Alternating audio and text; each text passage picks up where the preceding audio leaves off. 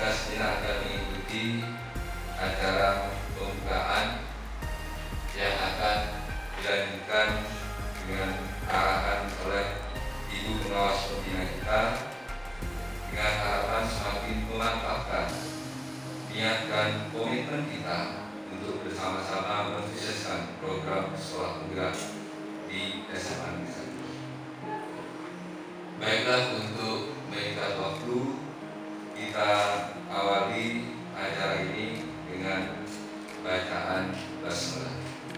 Bismillahirrahmanirrahim. Untuk selanjutnya, sebelum penyampaian dari Ibu Pengawas, kami aturkan kepada Bapak Kepala Sekolah untuk memberikan sambutan pada acara pembukaan pagi hari. Assalamualaikum warahmatullahi wabarakatuh. Bismillahirrahmanirrahim. Alhamdulillahirabbil alamin. Wa bihi nasta'in ala umuri din. Wassalatu wassalamu ala asyrofil anbiya'i wal mursalin wa ala alihi wa sahbihi ajma'in. Rabbi shrah li sadri wa yassir li amri wahlul 'uqdatam min lisani yafqahu qawli. Amma ba'du. Yang saya hormati Ibu Pengawas Pembina SMA Negeri 1 Gapura, Ibu Dokter dari Istiwati BD. Yang saya hormati Bapak Ibu guru yang tergabung di dalam Komite Pembelajaran Sekolah Penggerak SMA Negeri 1 Gapura. Yang saya hormati Bapak Ibu peserta IHP. Selamat pagi, salam sehat, salam sejahtera. Assalamualaikum warahmatullahi wabarakatuh. Waalaikumsalam warahmatullahi wabarakatuh. Maaf, Ibu Bapak, Membantu ya. Bisa disepakati Ibu Bapak? Ya. Kalau sudah kita lihat sekarang pada awal kali ini, sebelum saya menyinggung masalah materi kebijakan, saya terlebih dahulu mengucapkan selamat kepada panjenengan semua yang sudah terikut ada di jumlah 2.500 dari 21.000 sekolah, ya. Jadi SMA Negeri 1 Gapura ada di posisi yang ini, ya, luar biasa. Yang jelas panjenengan, sekolah panjenengan berada di sini bukan hanya kerja keras kepala sekolah, tetapi juga didukung oleh para ibu, bapak, guru, dan tas yang ada di SMA Negeri 1 Gapura. Jadi sekali lagi, dari 2.500, ya, di antara ini panjenengan ada di ini 2.500 dari 21.000 di antara 111 kabupaten atau kota yang terseleksi. Sekali lagi selamat untuk panjenengan semuanya.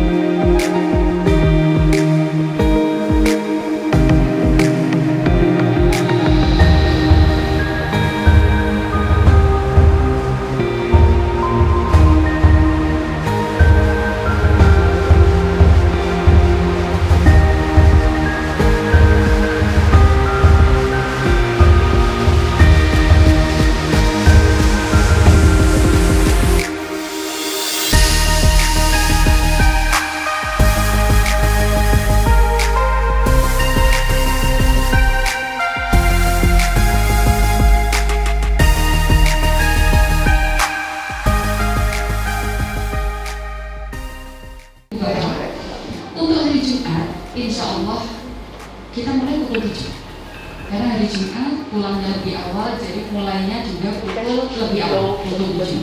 Kalau tadi 7.30 khusus untuk hari Jumat pukul 7.00.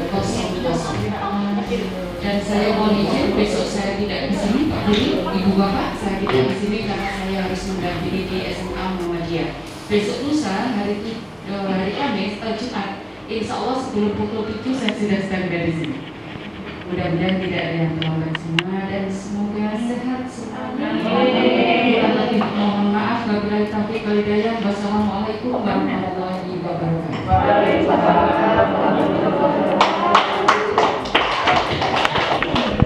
Pada hari ini, marilah kita berdoa bersama-sama.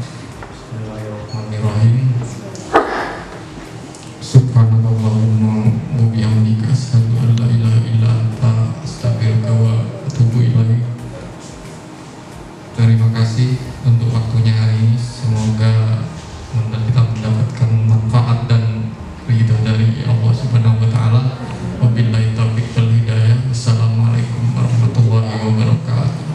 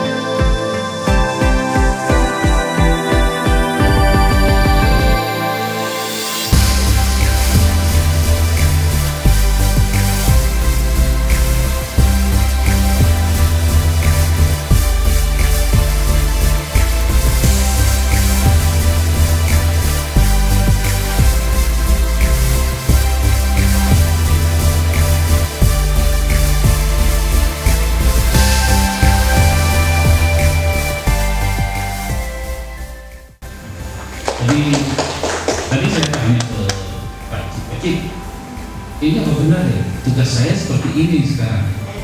Jadi kepada Bapak Ibu, kepada murid-murid, misalnya ini murid-murid, kepada Bapak Ibu itu dipertontonkan video.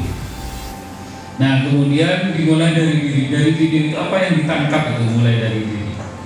Mungkin nanti akan melakukan diskusi, ya memang betul memang seperti itu. Jadi ini gambaran nanti Bapak Ibu mengajar di kelas Apakah saat ini pembelajaran yang dilakukan di sekolah Anda sudah merdeka? Bismillahirrahmanirrahim. Menurut saya Pak, anak didik yang merdeka itu adalah anak didik yang secara lahir dan batinnya tidak terganggu dengan orang lain, sehingga di sistem pendidikan nanti anak itu tumbuh dan berkembang sesuai dengan kodratnya. Jadi bukan untuk memecahkan masalah. Dari sudut pandang biologi, nah siswa itu masih belum bisa melakukan praktikum di dalam laboratorium. Ini mungkin kendalanya karena multifungsi ya, labnya. Mungkin saya cukupkan di sini dulu. Mungkin kita ini ice breaking. Kita asumsikan saya sebagai guru di kelas dan Bapak Ibu adalah sebagai murid saya di kelas. Nah, clue-nya atau apa? Ya Allah, informasi yang akan saya sampaikan terkait ice breaking ini membuat kalimat dengan kata terakhir. Pergi ke pasar hari ini. Nah, Bapak Ibu yang saya tunjuk harus memulai kalimat dengan kata ini terlebih dahulu. Jadi demikian seterusnya. Misalnya ada yang melanjutkan, ini adalah sebuah benda yang berwarna hitam. Nah, hitam dilanjutkan dengan kalimat berikutnya dengan diawali kata hitam tersebut. Mungkin sudah paham ya Bapak Ibu ya. Saya tunjuk, lanjutkan Bu Eli.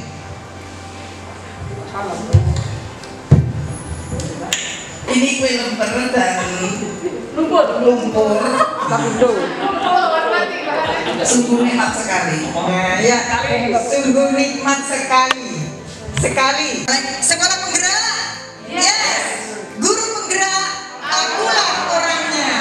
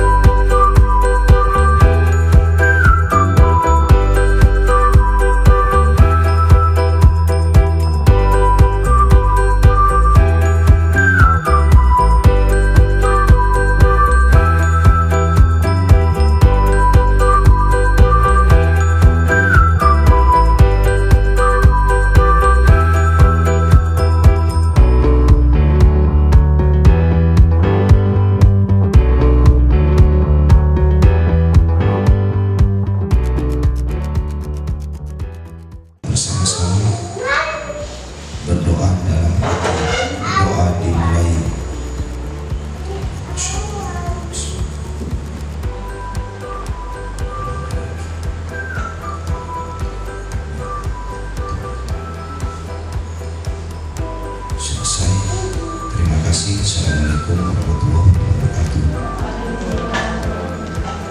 Siswa itu didahulukan. Keinginan siswa untuk belajar model seperti ini kita luluskan. Sekarang memimpin doa. Kita sebelum masuk ke materi kali ini, hari ini akan disampaikan oleh Bapak Sucipto, yaitu kerangka kurikulum.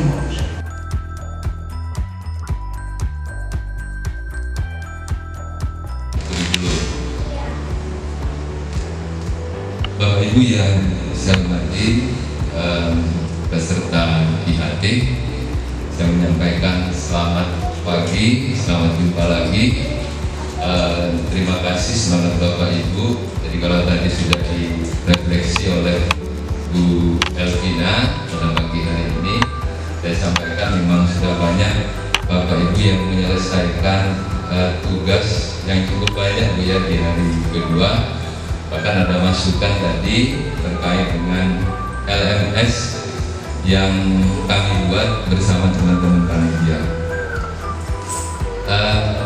Memang kita bahas dulu ya tadi apa yang disampaikan permintaan oleh peserta terkait dengan LMS sebelum masuk ke kerangka kurikulum, karena tadi belum disampaikan oleh Bu Elvina ya terkait dengan LMS. Jadi memang LMS itu ada dua macam ya di dalamnya terkait dengan platform pembelajaran. Ada yang memang khusus untuk dikerjakan dan hanya diketahui oleh dirinya sendiri. Artinya teman-teman yang lain tidak perlu mengomentari karena sifatnya langsung dikirim kepada fasilitator. Tapi ada juga tugas-tugas yang sebenarnya bisa dibaca bersama oleh Bapak Ibu peserta. Nah, di dalamnya Bapak Ibu sebenarnya bisa mengomentari tanggapan dari peserta yang lain. Jadi memang ada dua tipe di situ. Harapannya mendiskusikan. Nah, ketika Bapak Ibu sudah memberikan komentar, sebenarnya tidak perlu menjawab lagi. Kalau agama berapa jam, fisika berapa jam, kimia berapa jam, biasanya paling ditunggu itu salah satunya oleh sekolah. Kenapa? Karena itu akan menentukan pembagian tugas mengajar kita, tugas mendidik kita. Kemudian prinsip pembelajaran dan asesmennya seperti apa? Jadi di perubahan yang sekarang ini seperti apa prinsipnya? Nah, saya tambahi yang keenam itu penguatan materi kurikulum, itu semuanya berisi tentang tanya jawab yang selama ini sering dijadikan salah satu hal yang masih membingungkan oleh teman-teman yang tergabung di program sekolah penggerak. Maka sekolah harus segera berpindah biar nyaman. Pak, kelasnya panas, gimana agar tidak panas? Pak, ditanam blok. Jadi secara menyeluruh begitu harapannya. Kemudian pembelajaran berpusat pada murid. Jadi murid lebih banyak mengerjakan agar dia lebih melakukan sendiri, mengalami sendiri. Perbedaannya di sini salah satunya. Kalau di kurikulum sekolah penggerak ada kegiatan yang memang khusus untuk siswa, namanya adalah proyek, ya, kegiatan proyek. Jadi pembelajaran yang berbasis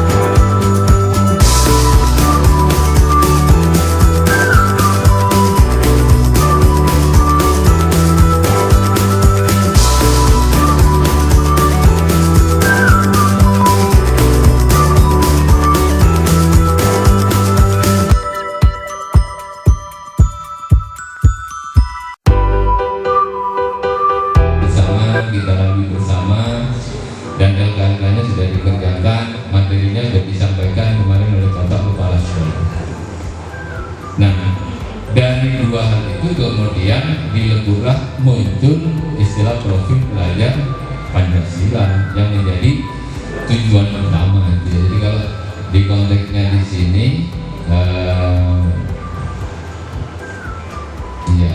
tadi di sini. Nah ini, jadi paling atas dari tujuan nasional profil belajar Pancasila baru muncul standar kompetensi lulusan, artinya begini.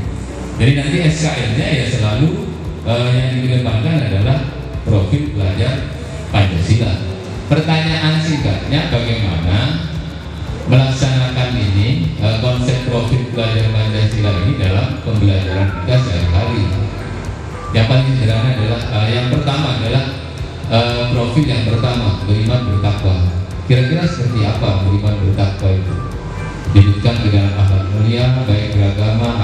Contohnya begini, kalau kita memang mau mencetuskan profil yang pertama ini dilaksanakan di sekolah, nanti kita rubah jadwal kita. Kita biasakan begitu ada suara adzan, anak-anak harus berhenti belajar dan semuanya harus melaksanakan sholat duhur misalnya. Kalau itu digandaki atau disetujui oleh warga sekolah, kita nyatakan begitu. Apakah itu sejalan dengan itu? Sejalan selalu. Sejalan. Karena itu panggilan untuk sholat. Tidak boleh ada yang mengalahkan dan itu harus dijalankan mulai dari lembaga pendidikan. Apakah wajib begitu? Oh, wajib karena sholatnya nunggu berakhirnya waktu habis. Ya, Bapak ketawa karena sering melihat faktanya begitu. Ya, kalau tidak ketawa, enggak Pak, sampai tidak begitu. Nah, kalau itu mau tidak mau, misal kalau kita mau menciptakan profil yang pertama ini, upaya kita contohnya yang pertama. Begitu ada salah, berhenti dia semua, pembelajaran berhenti. Jadi tata kelola jadwal diatur sedemikian rupa. Contoh paling sederhana, mudah-mudahan bisa dimasukkan di KTS kita nanti.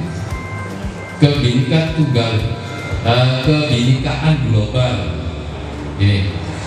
Jadi dapat berkomunikasi dan berinteraksi antar budaya, berarti tanggung jawab pengalaman kebinekaan. Jadi nanti bisa direfleksikan dalam tugas-tugas yang mengacu kepada peserta didik kita, misalnya mau mengeksplor tentang budaya suku Asmat misalnya.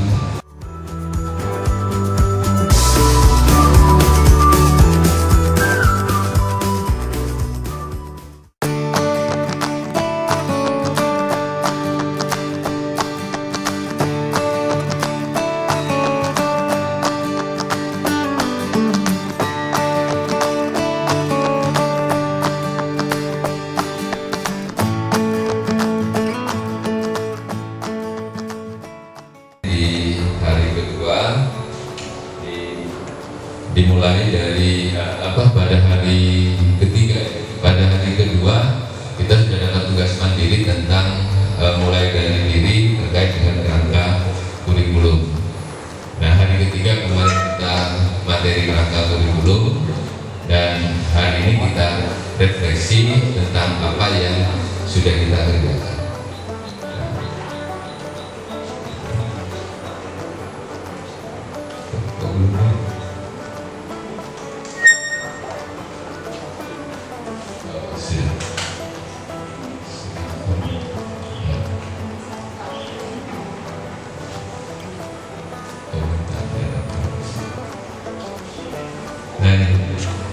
Jadi elaborasi pemahaman dan koneksi antar materi kerangka kurikulum. Jadi bahasa ini kami ambil dari kalimatnya dari bahasa Merdeka Belajar. Ada apa dengan merdeka?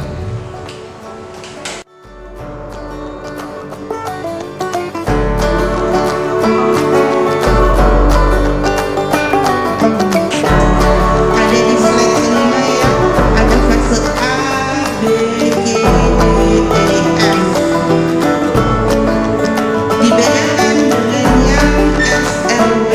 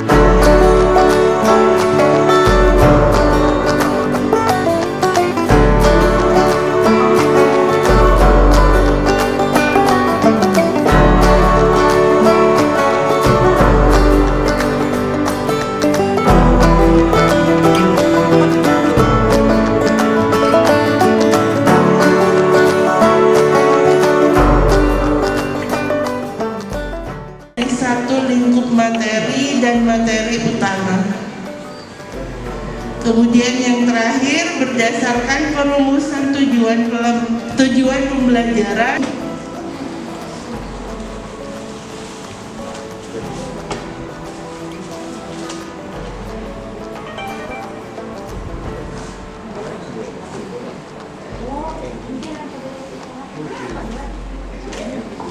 Tujuan pembelajaran sendiri merupakan deskripsi pencapaian 3 aspek kompetensi, yakni pengetahuan, keterampilan, dan sikap yang diperoleh siswa dalam satu atau lebih kegiatan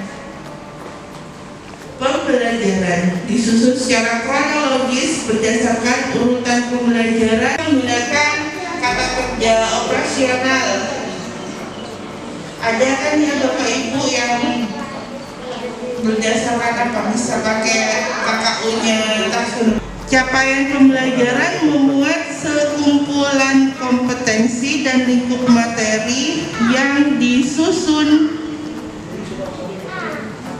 secara komprehensif dalam bentuk narasi.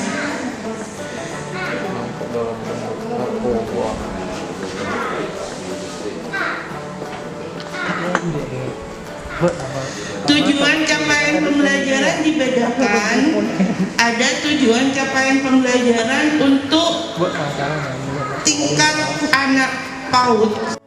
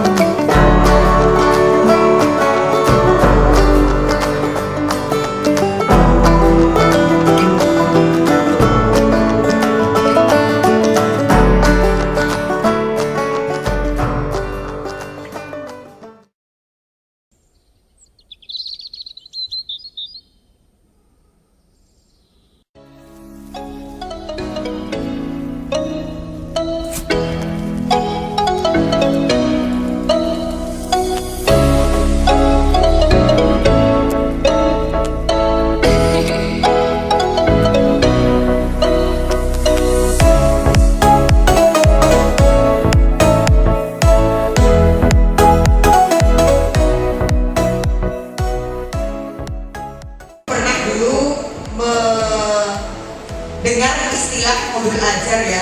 Kalau orang keren-kerennya itu bukan LKS, sebenarnya LKS itu adalah bagian dari modul ajar. Jadi di situ ada beberapa komponen yang memang harus terinclude di modul ajar. Bukan seperti RPP. Kalau kita mengenal RPP satu lembar atau dulu pernah juga RPP yang lengkap, apakah itu sama dengan modul ajar? Beda, ya betul Bu Laila. Beda. Bedanya di mana, Bapak Ibu? Kalau RPP itu hanya memuat aktivitas pembelajaran ya, mungkin itu ya, aktivitas pembelajaran. Tetapi untuk materi-materi atau bahan-bahan ajar itu tidak diinkludkan. Kebanyakan seperti itu, meskipun lebih-lebih pada RPP satu lembar. Jadi sama sekali itu ditiadakan untuk materi-materi pembelajaran atau bahan-bahan ajar. Tetapi di modul ajar di sini terbagi menjadi komponen-komponen. Nah, kita akan membahas tentang konsep font-font yang juga menantang siswa agar tertarik untuk membaca. Atau ini karena nantinya tidak hanya sekedar kita simpan sebagai bahan kita untuk kita tunjukkan kepada kepala sekolah, tetapi terkadang modul ajar itu bisa kita sampaikan kepada siswa apabila kita berhalangan masuk.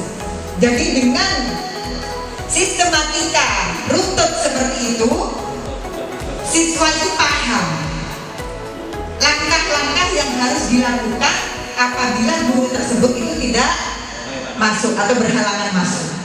Jadi step by stepnya itu sudah lengkap di situ. Jadi tinggal kita titikkan ke guru piket, misalnya kita berhalangan masuk, dan siswa diminta untuk menyelesaikan agenda pembelajaran sesuai dengan modul ajar. Itu harapannya. Jadi yang pertama seperti ini, identitas modul. Jenjang sekolah, kita jenjang sekolahnya SMA. Kelas berapa yang kita ambil? Kelas 10 ya, dimulai dari kelas 10 kurikulum sekolah pembenahan ini. Dan alokasi waktu, penentuan alokasi waktu itu digunakan alokasi waktu yang sesuai dengan jam pelajaran. Jadi jam pelajaran kita itu berapa? 1 kali jam pel 45 menit ataukah 40 menit.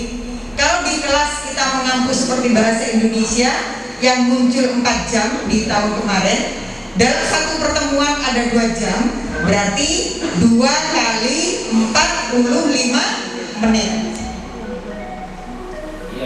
Itu memang standarisasi penetapan jam pel. Entah itu nanti ada penyederhanaan, tergantung dari kebijakan pemerintah. 1 jamnya itu alokasi waktu 45 atau diturunkan 40 atau bahkan dinaikkan 50, kita juga tidak tahu. Jadi didasarkan pada ketetapan yang berlaku saat itu. Lanjut Pak Cik, maaf. Next, oh iya ya, biar keren gitu ya. Tapi saya guru bahasa Indonesia Bapak. Lanjut. Udah kerjanya di sini nih hari ini. Nah, kompetensi awal. Nah, kompetensi awal itu pengetahuan dan atau keterampilan yang perlu dimiliki siswa sebelum mempelajari topik tertentu. Jadi memang harus ada. Misalnya dalam modul ajar itu menginginkan siswa ini seperti ini, berikan gambaran tentang pembelajaran ini apa. Oh, tentang menyabur teks. Ya, jadi kaitkan dengan hal tersebut. Siswa diminta untuk menyabur teks. Itu komponen awal. Jadi membangun kerangka berpikir yang sama untuk siswa itu tidak lagi meraba-raba apa yang akan kita dapatkan. Kalau kita bercerita tentang gajah kepada anak kecil, otomatis komponen awal yang akan kita sampaikan apa?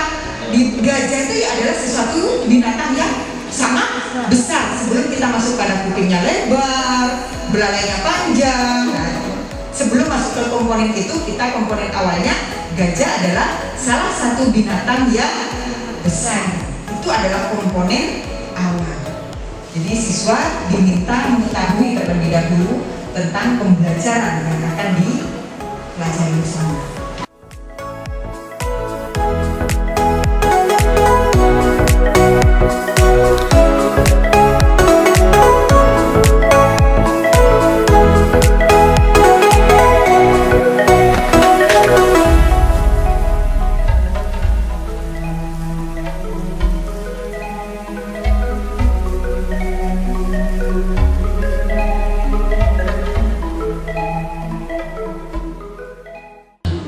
Yang jadi pertanyaan adalah apakah tidak ada kesempatan bagi guru untuk mengurangi atau bahkan menambah di komponen atau konten yang sudah ditetapkan oleh pemerintah dalam capaian pembelajaran. Nah, kenapa berpikirnya adalah ketika kita memang anggaplah kalau kemarin itu silabus boleh kita buat sendiri, dan juga KD itu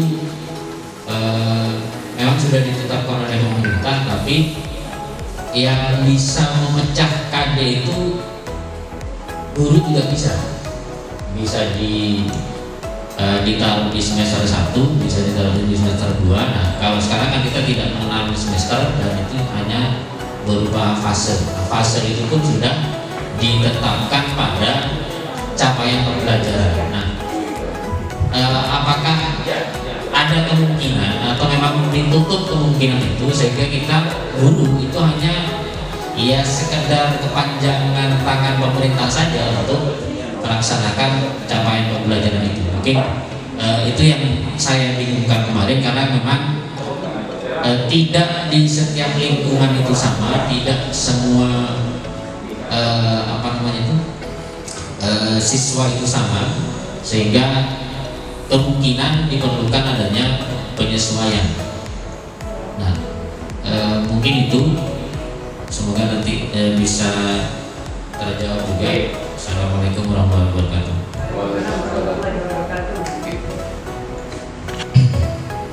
Nah, kemudian apakah ada peluang guru memberi masukan atau usulan terhadap capaian pembelajaran? Peluang itu ada, cuma dalam bentuk memberi masukan dan usulan nanti ketika ada proses monitoring atau evaluasi. Jadi ketika ada tim monitoring dari Kemendikbud yang mungkin dilakukan oleh B4TK atau oleh yang lain, nah nanti kita bisa menyampaikan hal-hal yang terkait dengan capaian pembelajaran sesuai dengan kemampuan kita masing-masing. Nah, pada saat ini bagaimana yang bisa kita lakukan? Ya sementara kita ikuti CP yang ada. Capaian pembelajaran yang ada itu tidak boleh kita kurangi, kita tambahi dulu, kita ikuti. Nah nanti seiring berjalannya waktu bisa kita sampaikan kalau ada hal-hal yang akan kita berikan terkait dengan masukan dan usulan.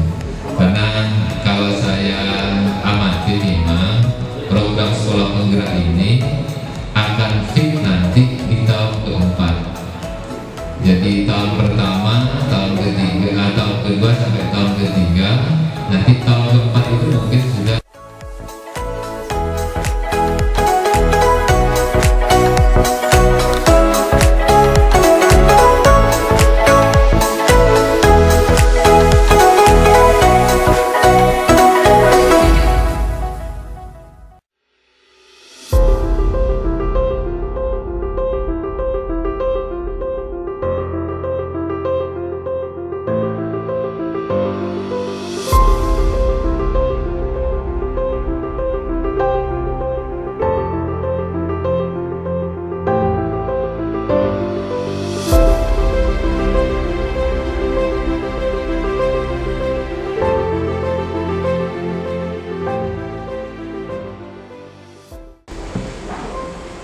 Jadi di sini kalau kognitif berarti kan ingin mengetahui sejauh mana pengetahuan anak didik kita ya. Dia itu ada dari usia dia sudah ada di fase E. Tapi kan kadang belum tentu anak itu berada di fase E. Apalagi misalnya kalau kita lihat anak didik kita yang kadang membaca aja masih agak susah gitu ya. Jadi itu menjadi tanggung jawab Bapak Ibu guru untuk bisa memberikan pendampingan sehingga nantinya anak itu berada di posisi sesuai dengan fasenya. Berarti tugas kita kan sebagai pembelajar. Oke, kita lihat tentang bagaimana persiapan dan pelaksanaan di dalam asesmen diagnostik kognitif itu. Pertama, bisa kita buat jadwal pelaksanaan asesmennya. Kemudian yang kedua, identifikasi materi asesmen berdasarkan penyederhanaan kompetensi dasar yang disediakan oleh Kementerian dan Pendidikan dan Kebudayaan itu ya. Kemudian kita buat beberapa pertanyaan sederhana. Misalnya di sini diminta buat 2 pertanyaan sesuai dengan kelasnya dengan topik capaian pembelajaran baru. Jadi intinya berarti kita membuat 2 pertanyaan sesuai dengan fasenya. Yang kedua, membuat 6 pertanyaan dengan topik 1 kelas di bawahnya. Berarti kelas 2 gitu ya. Dan 2 pertanyaan dengan 2 topik 2 kelas di bawahnya. Jadi semua pertanyaan itu ada 10.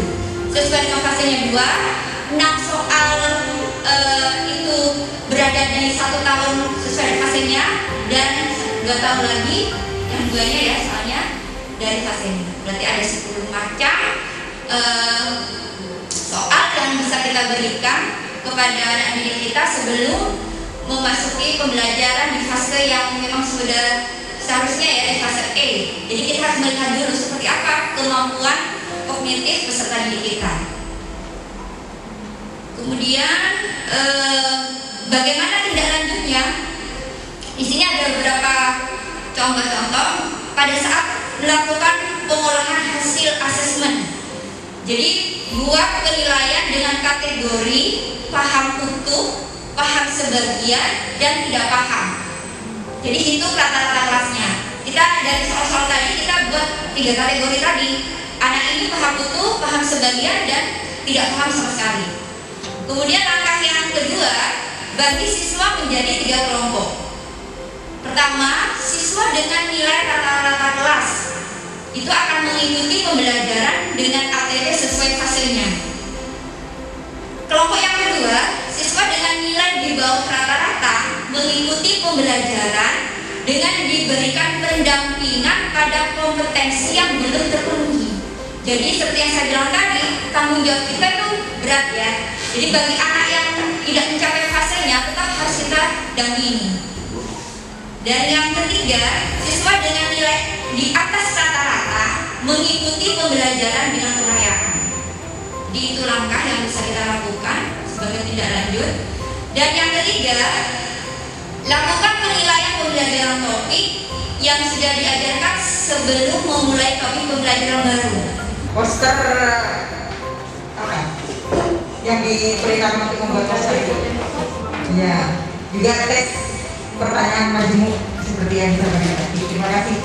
Baik, apakah ada lagi yang perlu ditanyakan?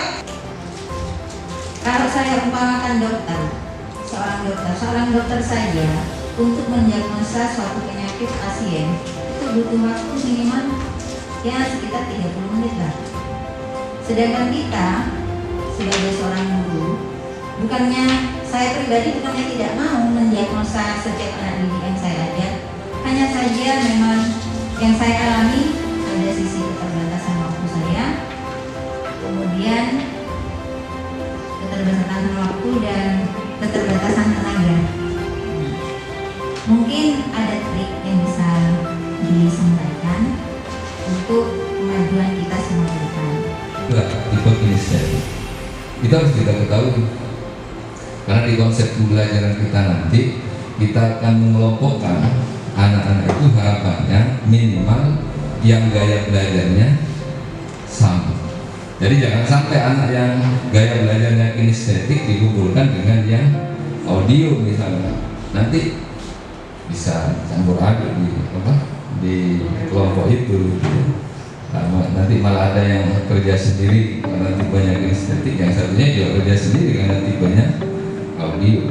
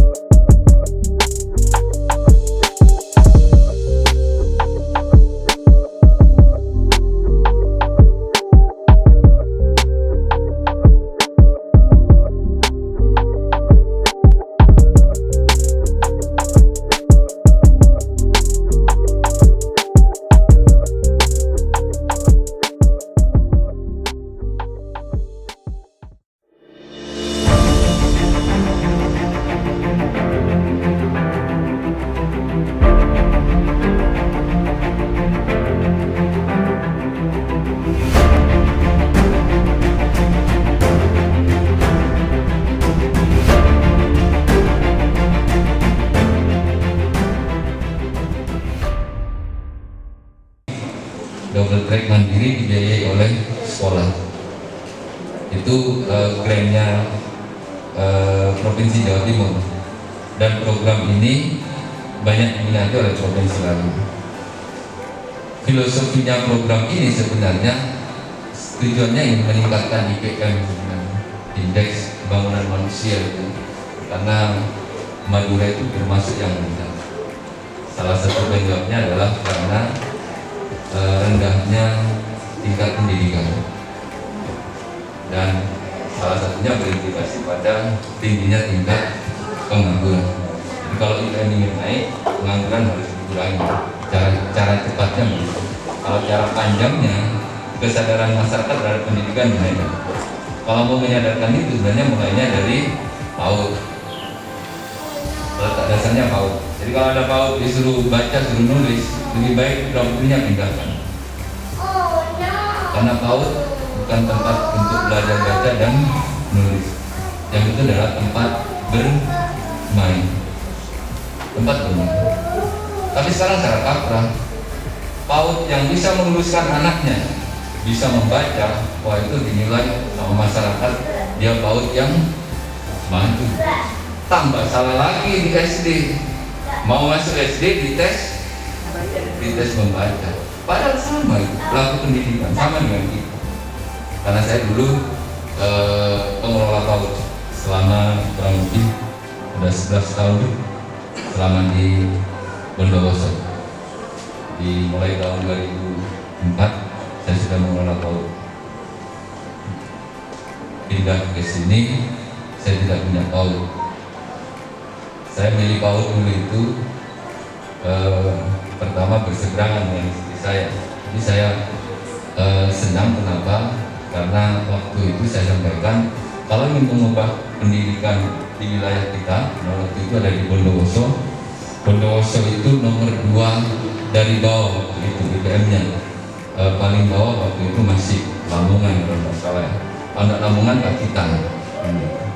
Di Pacitan Bondowoso itu rendah. Nah waktu itu kalau ingin memperbaiki sini ya mulailah dari PAUD. Alhamdulillah perkembangan pendidikan di sana bagus. Sekolah SMA SMK negeri yang ada di sana itu sudah 30 lebih sekolah SMK dan SMA negeri. Hebatnya lagi. Dan sekarang Bondowoso dikenal dengan nama Republik Kopi. Jadi masyarakatnya sudah cukup dinamis sekarang. Akibat dari pendidikan, mulainya dari PAUD. Jadi produk PAUD saya yang sudah lulus pertama itu sekarang sudah sarjana. Sekolahnya sekarang tinggal kenangan, sudah ditutup dan sudah saya jual tanah-tanahnya, asetnya kepada siapa? Kepada orang yang juga punya komitmen sama di bidang pendidikan. Semuanya terkait dengan bagaimana mengembangkan kurikulum, tetap acuannya ke sini, ke profil pelajar Pancasila. Ini jangan sampai dilupakan.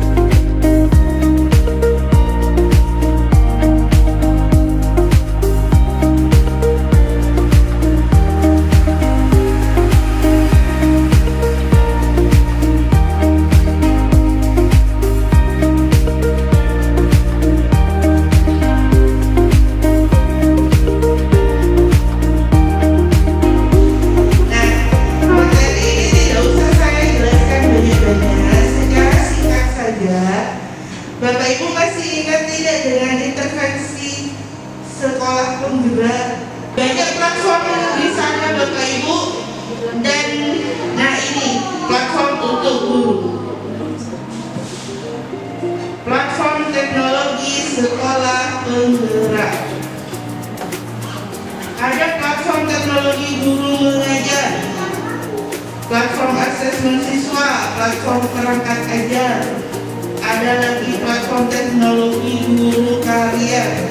Banyak fiturnya di sana, nanti bisa Bapak Ibu coba.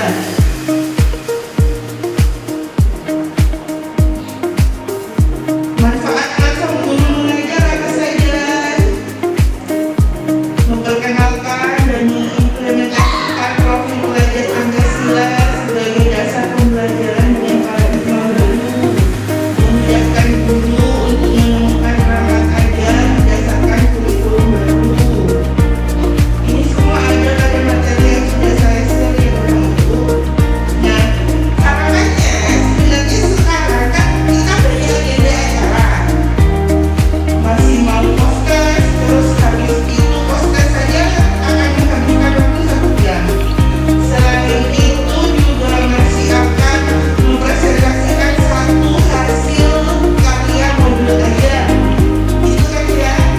Nah, jadi yang sekarang kita refleksikan saja satu kegiatan yang sudah saya upload di Google Classroom yang bagian ini, yang bagian mulai dari diri kalau tidak salah ya.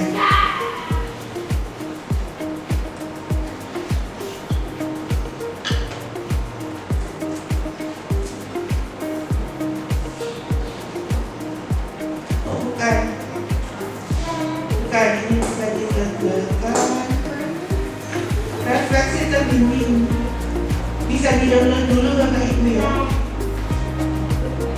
Bukan juga.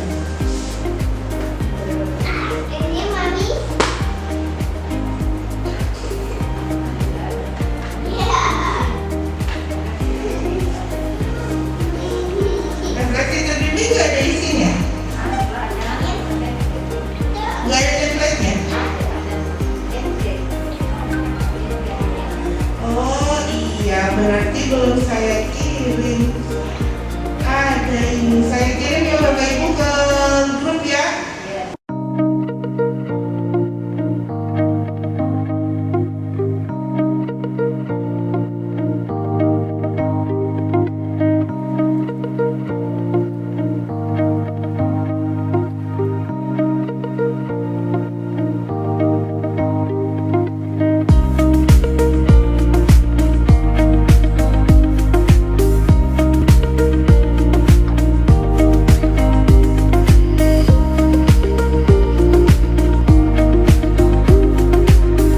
Dan semoga teman-teman yang saat ini masih belum hadir karena sakit, semoga segera diberi kesehatan. Ibu Bapak, program pemerintah saat ini memang sulit. Artinya ketika kita berpikir sulit, tetapi kesulitan itu insya Allah akan terselesaikan selama ibu bapak semua bisa berkomitmen dengan minimal dirinya sendiri. Tadi sudah dicontohkan oleh Pak Cip. Mohon maaf, betul ya Pak Cip ya? Oh ya, ada. Saya kira sudah terikut orang tua PAUD yang sering terlambat. Ya, ternyata masih eksis ada di sini. Ya, alhamdulillah. Jadi ibu bapak tadi dicontohkan oleh Pak Cip, minimal dari diri sendiri masalah ketepatan waktu. Beberapa kali saya ke sini, saya melihat awal-awal ibu memang benar-benar tepat waktu. Tetapi semakin lama, semakin mulai keluar. Dan mudah-mudahan mulai proses KBM nanti ibu bapak tetap semangatnya, tetap utuh, komitmennya tetap sesuai dengan komitmen kita bersama. Sanggup ibu bapak? Sanggup? Sanggup ibu bapak? Ya, sanggup. Alhamdulillah. Jadi jawaban ini kesanggupan ibu bapak yang akan kita tunggu. Mohon maaf bapak kepala sekolah yang akan mengawal sampai 3 tahun ke depan, yang mulai dari diawali dari fase E dan alhamdulillah semoga kita semua berjalan sesuai dengan niat kita. Jadi sekali lagi, marilah kita bersama mengantarkan program pemerintah dan menyambut ridha Allah Subhanahu wa Ta'ala. Begitu Ibu Bapak, mohon maaf nanti kegiatan ini akan ditutup oleh Kepala Sebab. Sebentar, kurang lebihnya saya mohon maaf. Wabillahi taufiq wal hidayah. Wassalamualaikum warahmatullahi wabarakatuh. Yang hormati Ibu Dewi Suwati, Pengawas Pembina SMA Negeri 1 Garuda. Yang saya hormati Bapak Ibu Komite Pembelajaran Sekolah Penggerak SMA Negeri 1 Garuda. Dan yang saya hormati juga Bapak Ibu peserta IHT dan panitia Sekolah Penggerak SMA Negeri 1 Garuda. Alhamdulillah kita panjatkan puji syukur dari Allah. Pada pagi ini kita diberi nasihat Bapak Ibu ya, yang rasanya merupakan salah satu nikmat yang luar biasa di antara nikmat-nikmat Allah yang lain. Dan tidak lupa pula salawat serta salam kita aturkan kepada junjungan kita si baginda Nabi Muhammad SAW.